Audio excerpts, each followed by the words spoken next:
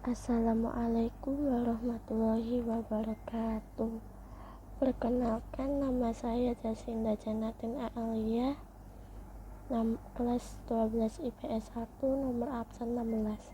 Di sini saya akan mempresentasikan tentang ekspor dan deregulasi tahun 1983 dan 1996.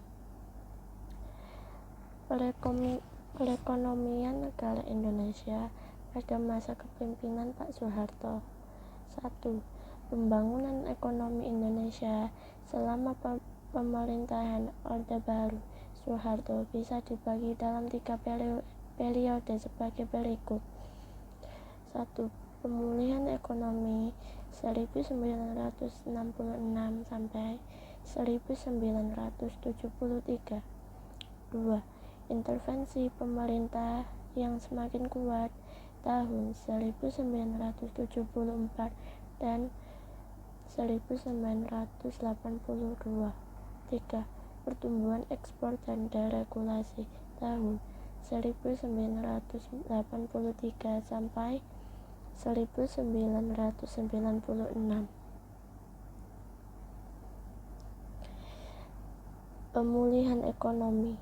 Langkah pertama adalah reintegrasi Indonesia ke dalam ekonomi dunia dengan cara bergabung kembali dengan International Monetary Fund atau IMF dan Bank Dunia.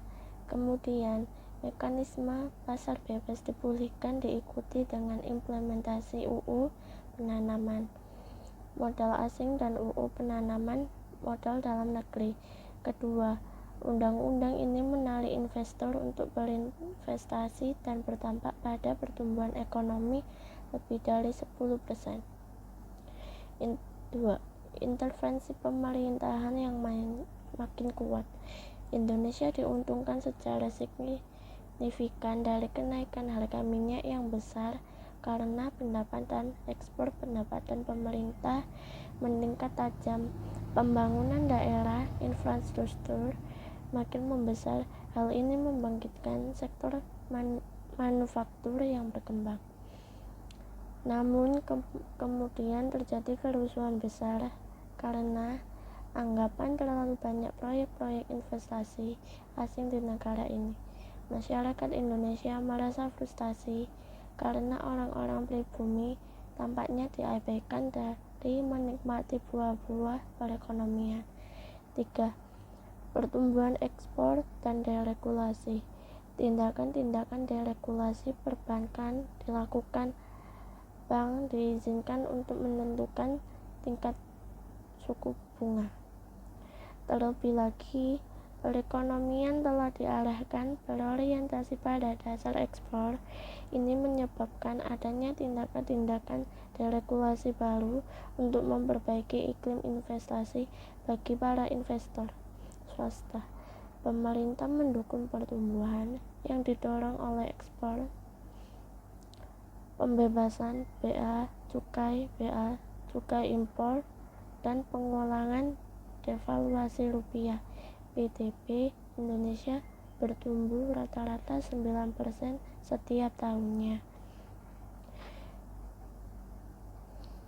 Pertumbuhan ekspor dan deregulasi tahun 1983 sampai 1996. Kisah Soeharto bermula sejak ia lahir pada 8 Juni 1921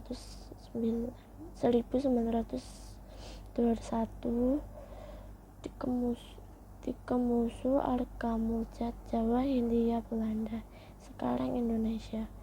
Dan kisahnya pun masih berlanjut walau beliau sudah meninggal pada tahun 27 Januari 2008 di Jakarta. Dia ialah perwira militer dengan bintang 5 bersama Jenderal A.H. Nasution dan pemimpin politik dan menjadi Presiden Indonesia tahun 1967 sampai 1998. Pada dasar masa pemerintahannya enggan terganggu oleh usikan apapun dan memberikan stabilitas politik yang sangat dibutuhkan Indonesia pun, dan memberikan pertumbuhan ekonomi dan berkelanjutan. Tapi rezim otoriter itu akhirnya menjadi korban penurunan ekonomi dan korupsi internal sendiri.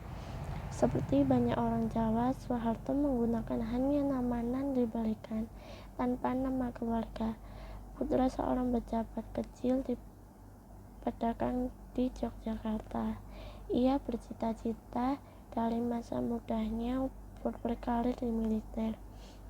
Setelah lulus dari sekolah tinggi dan bekerja sebentar sebagai pegawai bank, ia bergabung dengan tentara kolonial Belanda dan kemudian setelah penaklukan Jepang pada tahun 1942 beralih ke pelatihan tentara korps pertahanan dan dilatih Jepang, menerima pelatihan sebagai seorang perwira. Dengan menyerahnya Jepang pada tahun 1945, dia berjuang dalam pasukan gerilya TNI merebut kemerdekaan dari Belanda. Pada saat Indonesia menjadi republik pada tahun 1950, Soeharto telah sukses membawa dirinya sebagai hulu balang batalion di Jawa Tengah dan mencapai pangkat letnan kolonel selama 15 tahun berikutnya. Ia naik terus melalui jajaran tentara Indonesia menjadi kolonel pada tahun 1957, seorang brigadir jenderal pada tahun 1960, dan seorang mayor jenderal pada tahun 1962. Soekarno pernah menyebutnya sebagai officer keras kepala. Pada 1963, Soeharto secara rutin ditunjuk buat memimpin Komando Cadangan Strategis AD atau Kostrad. Kekuatannya nan berbaris di Jakarta dan digunakan buat merespon keadaan darurat nasional. Pemimpin di Indonesia, pemimpin Presiden Soekarno sementara itu telah dikenal dengan interaksi dekatnya bersama Partai Komunis Indonesia atau PKI dan dengan Cina, tapi sebagai staf AD sangat anti komunis. Pada 30 September tahun 1965, sekelompok perwira militer sayap kiri dan beberapa pemimpin PKI berusaha buat merebut kekuasaan di Jakarta dengan meneruskan 6 dari 7 jenderal senior angkatan darat. Soeharto sebagai salah satu perwira dengan peringkat paling tinggi tak diganggu, sebab pelakunya primer operasi lapangan ialah mantan anak buah Soeharto. Kedekatan secara sentimental itulah yang menyebabkan Soeharto tak dijadikan sasaran dari operasi pembunuh jenderal. Dan sebagai jawaban dari pembunuhan yang mengejutkan itu, dia sebagai kepala komando strategis, ia memimpin tentara meninggalkan perebutan kekuasaan dalam. Soekarno ikut dicurigai terlibat dalam kudeta dan kekuasaan kini mulai bergeser ke tentara. Dalam bulan-bulan berikutnya, Soeharto mengarahkan pembersihan terhadap komunis dan kaum kiri dalam kehidupan publik, dan pemerintahnya diikuti dalam bentuk hiperbola oleh warga dalam pemandang orang kiri dan pendukung Soekarno di seluruh negara, di mana jutaan orang kehilangan nyawa mereka.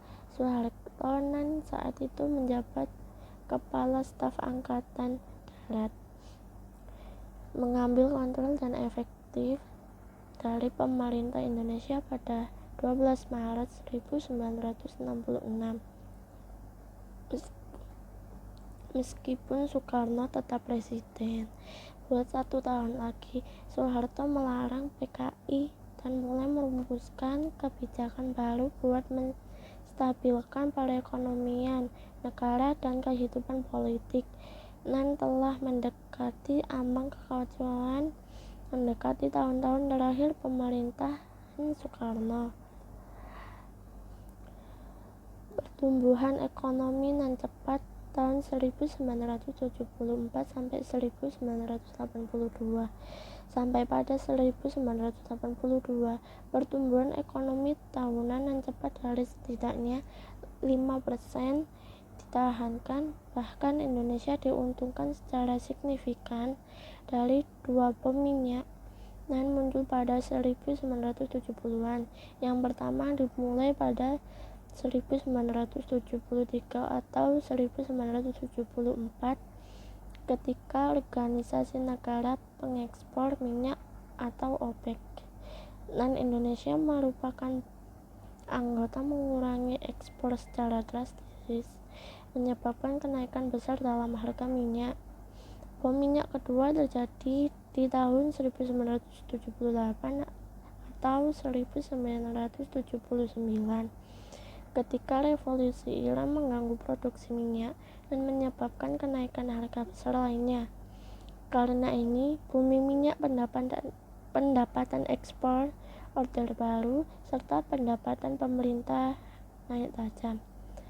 Hal ini memungkinkan sektor publik buat memainkan peran lebih besar dalam perekonomian dengan melakukan investasi publik yang besar dalam pembangunan daerah, pembangunan sosial, infrastruktur, dan melalui pembentukan skala besar dasar industri. Di antaranya ialah industri substitusi impor barang, kapital, dan bahan standar. Bisa diimpor sebab peningkat devisa sehingga menimbulkan sektor manufaktur menjadi berkembang. Indonesia dari pengekspor minyak kini membutuhkan minyak. Wassalamualaikum warahmatullahi wabarakatuh.